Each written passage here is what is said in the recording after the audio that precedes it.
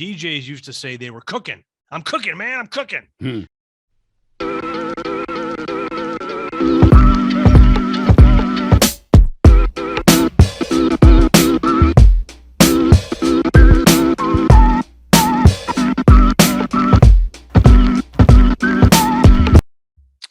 Welcome back to another edition of Storytime. I'm your host, Steve Hatherly. My guest today, a face that I have not seen for a very long time. In fact, when I saw him today, that's the very first thing that I said. He was born in Baltimore, Maryland, in the United States. He started his radio career as an intern when he was in university in Washington, D.C. I think that's probably the case for a lot of popular radio announcers out there. He interned for the Grease Man at the legendary DC 101. He got his first job as an overnight host in Frederick, Maryland. He was a morning show producer. You know, I've never been a producer before, and I don't know if that's a blessing or a curse. You can ask him about that in just a sec. He worked as a producer, as I said, and on-air talent as well for a classic rock station in D.C. He worked in Baltimore, Maryland. He worked in Philadelphia. He worked in the Cayman Islands, and I've always wondered why you would leave once you get there. He worked in Korea for a brief stint with me on air after my show that was on air. He's currently in Amsterdam on his way to Qatar, if I'm correct. Ben Maxwell joins me for Storytime today. How you doing, friend? I'm doing really well, man. Everything's really good here in Amsterdam. Today is a very rare, bright, sunny day. The sun is streaming through the apartment windows right now. We've actually been really lucky that we've gotten some sun, because typically in Amsterdam, it is gray and rainy and pretty much just miserable. Where does Amsterdam rank in all the places that you've lived around the world? Honest answer. On what kind of scale? Don't avoid it. Just go straight for the answer. You're on. No, Amsterdam is a great European city. Yeah. We've really my wife and I have really enjoyed our time here. We would have liked to have gotten to know it a little bit better, and I would have liked to, quite frankly, had a regular full-time job while here, because that's part of the problem of living and working in Holland, is that in the Netherlands, nearly everyone speaks English, especially in the Amsterdam area. So even if you try to speak Dutch a little bit, they will automatically switch to English, because they know it's just such a hard language for English speakers to really get and to really work with. So Amsterdam is pretty high on the list. And, I would say maybe it's next to Cayman.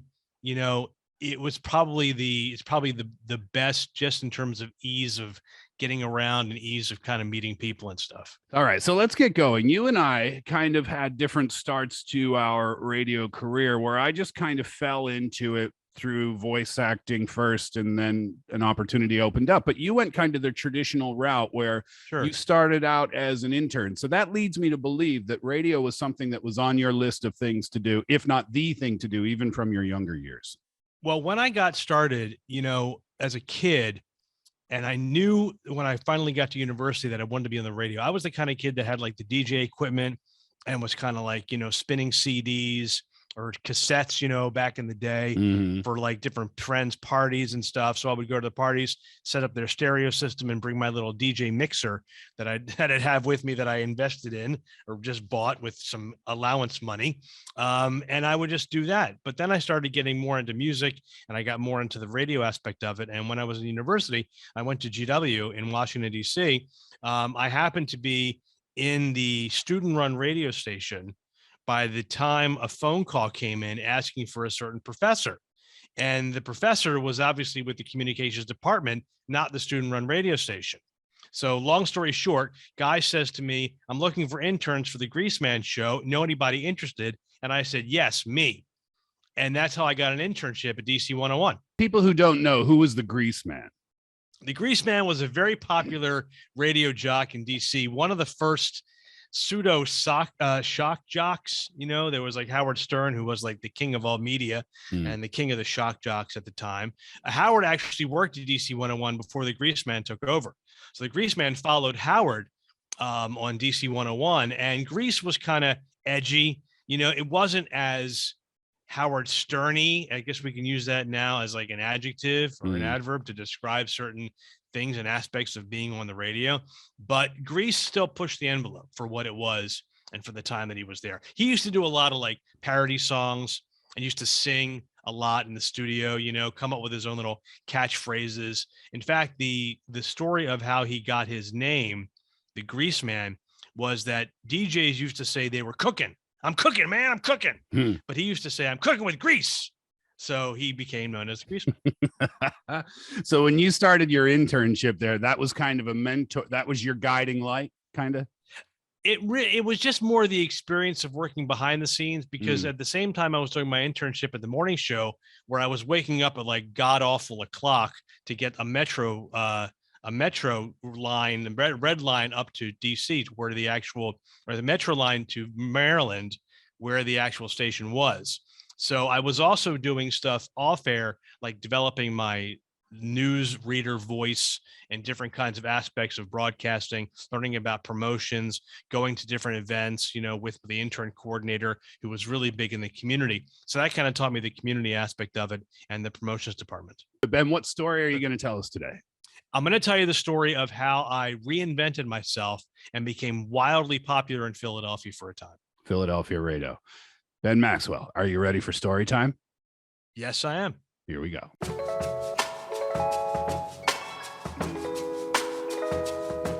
Okay, so I was on the air in Philly as part of a morning show team. There were about 6 of us, and I was the executive producer of the show. We were coming up on ratings time, and they wanted to do something radical with the radio station. So they wanted to change the format. So it just so happened that the show that I was a part of wasn't really going to make the transition to the new format. It was going from like what we call modern AC radio station, which was like kind of like alternative music, but like with a lighter kind of female edge on it, the female target. Mm-hmm. But the station that they were transitioning to, or wanted to transition to, was a special brand of hip hop and R&B and rap, which was going to be targeted to predominantly non-urban, i.e. non-Black audiences. So it was supposed to be like a normal hit radio presentation, but the music was all going to be hip hop and R&B and kind of heavy stuff at that. So this was a complete departure from what the show was before. What was the show before? Just like a morning radio talk show? Just a morning radio talk show with maybe about, 4 to 5 songs an hour, maybe even as low as 3, depending upon the day and depending upon the topics. We were very interview heavy. We had interviews almost every single day from, everybody from movie stars and TV stars to musicians and all that kind of stuff. I was just going to say, you've got a group of people there then, who is going to be in a very short amount of time transitioning to something that they're probably not really that familiar with at all. Yes. And I actually dug the music at the time pretty hard. I was into the music. So I was into the whole scene. I wasn't, going out to the clubs because I felt like I wasn't really a part of that scene, which is kind of where the radio station came in to try to fill the need of this very specific audience that didn't feel very welcome going to the shows or going out and becoming part of this community, because it just wasn't for them, and back then when this station kind of happened, there was the lines were not as blurred as they are now. Okay. So when that transition happened, what role did you play in that transition? Well, the consultant who had flown in at the time was trying to figure out where to take this live bit we were doing, this live kind of show we were doing, and what direction to take it in, when a coworker of mine remembered that I did like an Italian accent. So the guy says to me, "Hey, Ben, introduce your Italian guy to Jerry." Jerry was the consultant. So I started doing this voice, and became like this character known as Rocco the janitor. So I was talking like this on the radio station, where I came across a microphone that had been abandoned. Okay. So for then on, it just started like this huge run of Rocco the janitor. So I was no longer Ben Maxwell. I was this character that we created over the course of maybe an hour and a half. Had Rocco the janitor existed anywhere in the past? How did your coworker just pull that out of his ass? He kind of knew that I would do like little De Niro impressions, from Goodfellas. or certain other, different accents from different movies and that kind of stuff. I was always kind of good at accents. I was better then than I am now. I think I know too much now about certain things. So like I'm a little more hesitant to do that kind of stuff. But for me, then it was just a really natural progression to become this huge star in Philadelphia radio. Everyone was talking about Rocco taking over the radio station, and they originally wanted to call it Wild 96.5. And then because the term wild was copyrighted by a different radio company, we became Wired. Okay. So it was Wired 96.5, which was kind of plugged in to the entire community of Philadelphia at this very specific audience for this very specific time. So this is now out of nowhere. The consultant is on board with this Rocco, the janitor character. Yeah.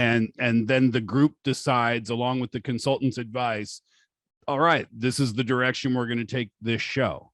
Absolutely. That's exactly how it happened. And the old show kind of fell by the wayside and never made the transition. I, at the time, wasn't quite sure that I wanted to take on a whole show on my shoulders and to be the star of the actual show. Really? Why not? Because I mean, you had interned, you had gotten your taste on air. So that those experiences up until that point had taught you that, oh, maybe this isn't for me.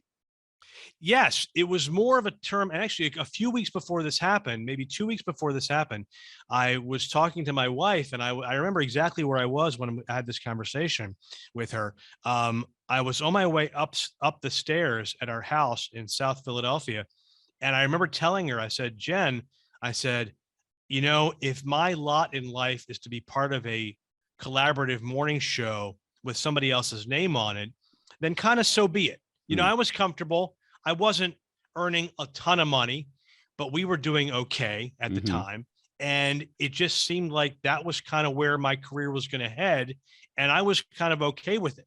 So I literally just said that to her. And then this, for lack of a better term, opportunity comes up, and I just took it. And this was kind of big.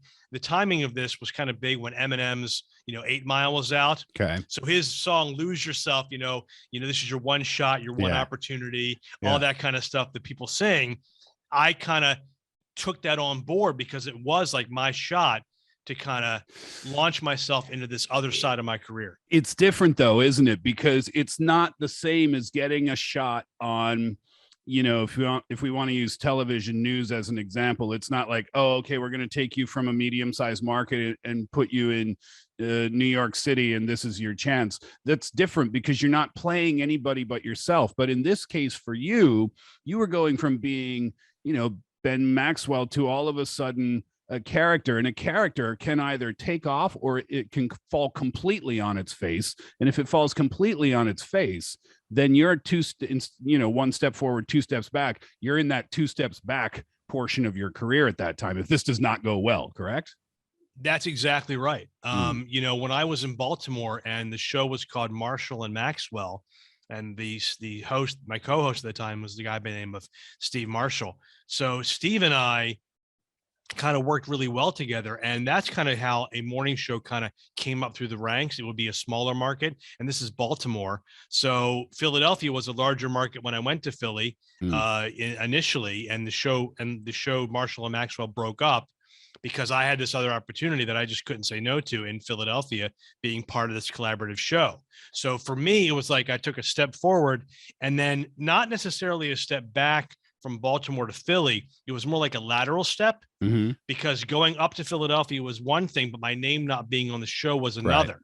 Yeah. So then I was part of that show for a really long time, pretty much. There was a little space there where I was doing overnights because of some other reasons. I wanted to get out of mornings for a little while and needed a break. Yeah. And then went back to mornings, with this show that had just started practically. And then it became a different radio station. And going from, correct me if I'm wrong about your own wants and needs, but in terms of what I know, if somebody wants to be the guy or the woman in radio, they don't want to be working in overnight. It doesn't, it's not going to get, it's a stepping stone, right? It's something that you do. Stone. It's something you do because you have to do, not something that you're striving to do, right? Exactly. Well, there's some people that are night owls that really dug it. There are like these all night, there used to be these all night rock DJs that would love playing music really late at night. And they had a lot more freedom to do so at the time.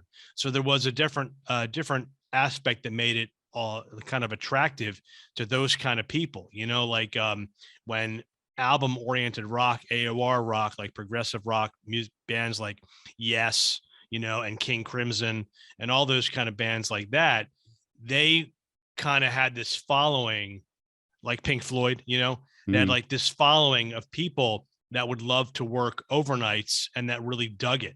So they can do whatever they want. Yeah, exactly. For some people, but nowadays, at least in the States, and I think really around the world, there is kind of a corporate radio mentality where a lot of the stuff is programmed by different people. And there's not a lot of movement or not a lot of stuff the host can really do during the show, depending upon how it feels. It's like you can go from being a DJ at a club or a party and get a feel for the audience and then transition over. You can sometimes get that same feeling when you're doing a live show on the radio.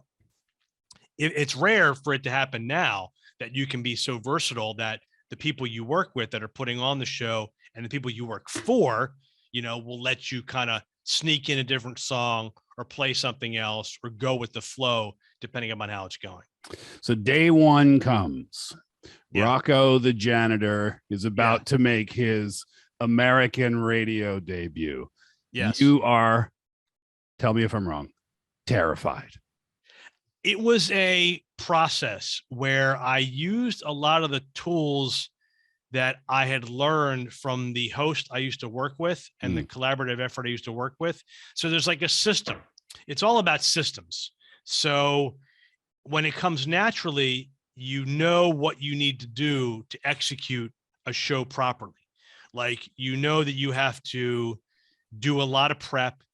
You have to manage the time of what you want to talk about when and how you want to do it and what that structure looks like and sounds like. Sure. It wasn't that I was terrified. I was excited about it. I was confident that I was preparing with some people who were also invested in this project for it to be successful. So I was kind of still working collaboratively, but with a different level or different group of people working at a higher level in management and show management of a radio show. Does that make sense? It does make sense. But when I said terrified, I was talking about the character specifically.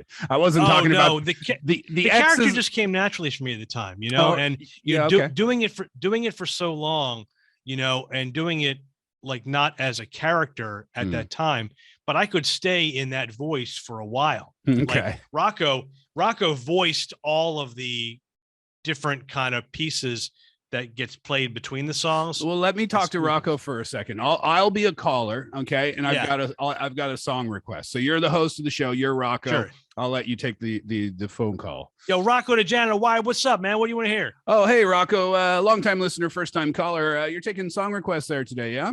Yeah, man. I take requests all the freaking time, dude. You know it. I'm from Nova Scotia in Canada, and we have a wonderful band from the province of Newfoundland called Great Big Sea. And they've got a song called Old Dark Rum or Old Black Rum. You got that in the system? Can you play that for me? I'll have to look it up, but maybe if I got it, I'll definitely play it for you, man. You're a good dude, Rocco. Thanks, man. Peace out, brother. So like, for example, that song, depending upon if it was the station I used to work for, that song would never get played. Of course. You never say no. Of course. That's okay. Never say no to you. Say, I'll try to get it on for you. I'll try to make it happen. That's the way you keep people listening, to kind of hope that they either forget about it and keep listening, or, you just say you never got to it. Sorry. The next person's up next. Gotcha. So the show was a big hit right from the get-go? Right from the get-go. We did a lot of stuff on the street. We had our very own At that time, the Cadillac Escalade was the big car. We had our own station vehicle that was an Escalade with spinning rims on it, which was Wow. really big. Yeah. So Rocco was really big doing appearances at bars and nightclubs on the weekends. Wow. We had an auto show that was co-hosted by Funkmaster Flex, who was a really big DJ in New York, who had his own like Pimp My Ride kind of show. We used to pimp people's rides because that was big on TVs with Exhibit. And we did tons of interviews. We did something in Philly that I'm really proud of, where we took this small charity, not so small anymore, small charity called Alex's Lemonade Stand. And it was named after this little girl, Alex, who had passed away due to childhood cancer, due to children's cancer. So there was a cancer society event where they would sell lemonade. Well, Bow Wow, or Lil Bow Wow, the artist, was doing different stops on a tour to meet people and to do certain community aspects. And we kind of asked him if he wanted to be part of this. So at one of the events for Alex's Lemonade Stand, I should mention that how she raised money for her cancer treatments was through a lemonade stand. Yeah, that's of course. Yeah. Yeah. That's kind of the main point. Sorry. Yeah. Right. So we kind of had Bow Wow at one of these appearances with us. So it was really big for that particular day. They sold a lot of lemonade that day, raised a lot of money for kids' cancer. It was pretty cool. Amazing. Was there any point in time where you felt like, I mean, yeah, this Rocco thing is a hit and it really took off. But was there any point in time where you kind of felt like, because every time you went on the air, you were Rocco the janitor, right? Was there any point in time where you felt like, this character, I mean, I love him, but if I could just put him away for a few days and be myself on the radio, was there ever a point where you felt like that? I felt like that a lot. In fact, what I tried to do toward the latter part of because that thing ended kind of abruptly, as well. They kind of canceled me and blew me out of the water, rather abruptly right before the 2-year anniversary of the radio station. But before that, I was starting to use my real voice more, and I was kind of toning down the accent in my daily conversations because I realized there was no way it was going to last forever. Nothing lasts forever in radio, especially in the US and North America in general. So I knew I had to transition away from it to some extent. So there were interviews I would do with celebrities, and there were bits that I would do on the air that purposefully lost the character's voice just so I could have more of a Ben moment in that actual radio station and in that actual show and kind of transition it away, because my wife by that point had gotten so sick of it, so sick of the character existing, especially off air. Like on air was one thing. It was just a role I was playing. So maybe that was the internal you saying, this is enough. I don't really want to do this anymore. Yeah. It was kind of interesting when, and if they say you haven't been in radio till you've been fired a couple of times. Well, I was in radio for a long time and I've been fired a lot, but that's just the nature of the beast. It happens. It happens all the time. So when I got blown out, it was actually, like I said, it was right before 2 years before the anniversary of the radio station. And it was very abrupt. And I had just interviewed that day. We had just had an interview with Elijah Wood, who was promoting a movie. This is way after Lord of the Rings. So, but I did manage to talk to him a little bit about that. I talked to him a little bit about his other projects he was doing, and it was really good. But Rocco didn't really make appearances during those interview moments. Yeah. I wonder if management kind of picked up. I mean, obviously they would have picked up on that and they would have thought, yeah, Ben's kind of not into this anymore. From what I could gather in the way that it all happened, well, there was a management change at the radio station. So the general manager that was working there when I became Rocco, he got blown out first. And then they brought in this other person who I had actually worked with a couple of years prior. And I thought we had a good enough relationship, but I knew kind of right when she showed up that it was just a matter of time. I knew that there was just, the clock was ticking. So at that moment, I kind of knew, regardless of what I was doing on the air and how good the ratings were, it wasn't going to matter. And that's So exactly what happened. So there you are. So there you are. You're out of the radio station. You're back to Yeah. square one, kind of, in Yeah. a sense. So where are you at that point? I mean, not geographically speaking, but are you talking to Jen, your wife, and saying, okay, we got to pick up and go. I got to find my next station. Was that your thought process at the time? My thought process was more of like, I wanted to figure out a way to stay in Philly. You know, I really loved the city. I still love Philadelphia.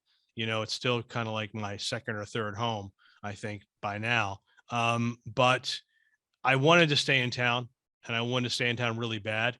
And I worked very hard at trying to get another job in other radio stations. But by then, the character had just become so big. You were typecast. And become so huge that there was no way that Ben was ever going to get a shot. Yeah, you were Joey from Friends. Yeah, exactly. So from there, for me, it kind of didn't really go anywhere until I got the job in Grand Cayman, and that's a whole separate story.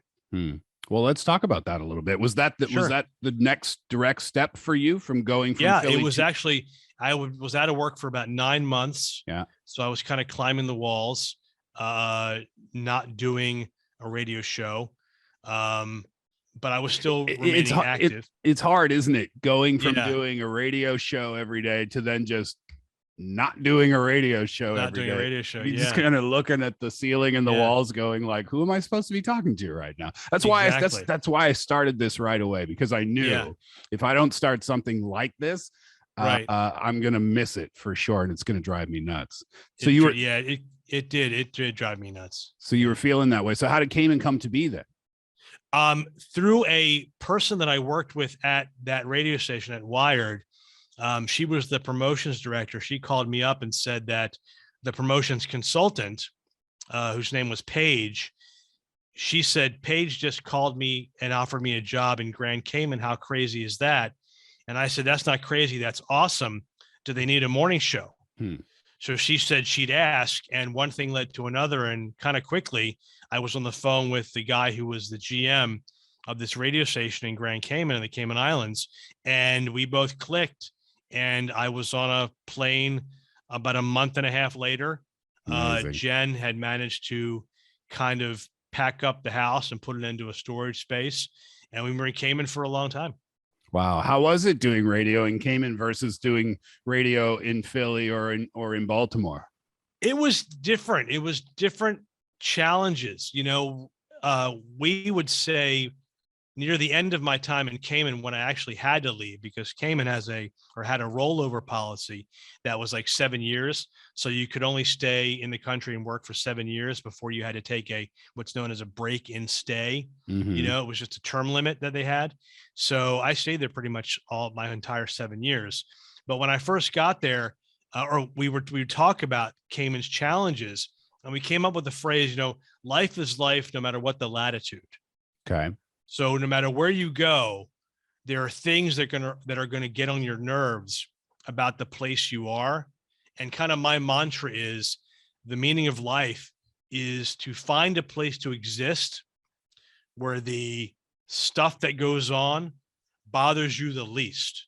Because there's always going to be stuff that goes on. There's always going to be that BS that's kind of in the air of where you are. Like Cayman was great. The weather was fantastic. But at the time, it was more like there's no live music. It's basically a small town. And when Jen and I were there were about 20,000 people less than there are there now. Okay. Because there's like about 74,000 people in the Cayman Islands now. When we were there was around 55. So it was a very like small town mentality, and a very much an island time. And I don't mean that in a bad way. I just mean that certain things happen at a certain pace, which is not what North Americans are technically used to. So you have to just allow time for that and not take yourself so seriously. Okay. And that was a lesson that I had to learn when I arrived. You know, I tried to impart that lesson to somebody else, and they just didn't get it. I said to them, just take your foot off the gas a little. So when you were going on air, what do you mean? Like you were sounding a little bit too intense, a little bit too high energy for the vibe of the local population, and they told you to just kind of chill out a little bit? No, it wasn't. Well, the radio station's format was a rock station. Mm-hmm. So I could get away with kind of a different kind of presentation. The Rocco presentation was high energy just by virtue of the voice and the character. Mm-hmm. Now, the Ben version of that show was a lot more low key. It was just me being myself, but I mean, like, things that went on behind the scenes. So on the air, it wasn't an entirely different show. It was just targeted to a different audience. Mm-hmm. So it was the same show with a different target audience. I don't know if that makes any sense, because there are differences. Obviously, it's not the exact same show. We didn't have any interviews, obviously. At that time, Cayman didn't get the first run movies that we normally would get. So we didn't have any interviews coming up for like celebrities and stuff. I did have some contacts still. So I would do interviews on the phone with people from North America who were promoting a movie or a TV show or that kind of stuff. So I was able to get some kind of interview done on the air, which was always a big thrill for me at the time. It's really cool, your experience. I remember when you moved over here to Korea. I didn't know you at the time, of course, but I heard, we have a new announcer coming in, and he's from a Philadelphia radio station. He's also worked in Cayman, and I thought, wow, that's kind of cool. I want to know who this guy is. But your stay in Korea was pretty short, right? Was it only a year that you were here? It was almost 2 years. Jen and I, we left Korea. She was on a 2-year contract, and because of some health issues with my father and her father, we kind of made the decision to go back to the States. Mm-hmm. So it was more of a kind of a health reason that we had to leave. I wish we hadn't had that health reason, because after 2 years in Korea, you kind of hit your stride. Yeah. You kind of know what's what. Interesting. You kind of know what's going on. Yeah. You know what I mean? Yeah, you've established some friends, the geography a little bit, right? The language enough to get around the city enough. Yeah, exactly. Yeah. So it was kind of bittersweet to leave Korea at the time that we had to leave. You're in Amsterdam now. You're moving to Qatar. Yes, really soon, right? Yeah, we're moving in a couple of months. The situation for us here, like I said, it's a great town. We love Amsterdam. It's great. I was in Denver for a while in between Korea and coming to Amsterdam. Mm-hmm. When Denver was a great city too. But like I said, we have a lot going on. We had a lot going on family wise that wanted us to stay in the States for a while. So we did. Amsterdam to Qatar is going to happen in probably July, which is one of the worst months ever to go to the Middle East. What's the average temperature in Qatar in July? I know you've looked it up. Well, I can tell you that the temperature there this week is going to be absolutely insane. It's still technically their winter in Doha, and that temperature today has a high of 92 Fahrenheit. Celsius, that's like 35, 34, something like that. Oh yeah, later on this week, it's probably going to break 100 Fahrenheit, and that's in the winter time. And that's the winter time. Yeah, it's that's March. You might just want to shave your entire body for your stay in Qatar. I don't know. I'm going to carry an ice pack with me and put it on various hot spots as we get along. But it happens. It's an exciting time to go to Qatar, though. The World Cup's going to be there at the end of the year. Yeah, in November. It's going to be there in November when the weather finally breaks. That'll be really good. Right on. Best of luck. When you get to Qatar, I really, really sincerely hope that those people at that radio station are smart enough to make the hire that they're supposed to make, because thank you so much, Steve. Thanks so much. I really appreciate that, buddy. The market in the United States, you said it's better to have American cities or Canadian cities on your resume, but internationally speaking, it's got to be the opposite. That has to be seen as a positive, and I certainly hope that it is for you. And if you get there, get in touch, and we'll try to do maybe a part 2 of this someday. Okay, I'd love to. That'd be great. Thank you so much, brother. Ben Maxwell, thanks very much for being on Storytime today. Great to catch up with you, man. Likewise. Oh, that was so nice to catch up with Ben Maxwell after a long time not seeing his face or hearing his voice. I hope you enjoyed that chat as much as I did. Don't forget, hit like, hit subscribe, and leave a comment down below. And please do come back for the next edition of Storytime.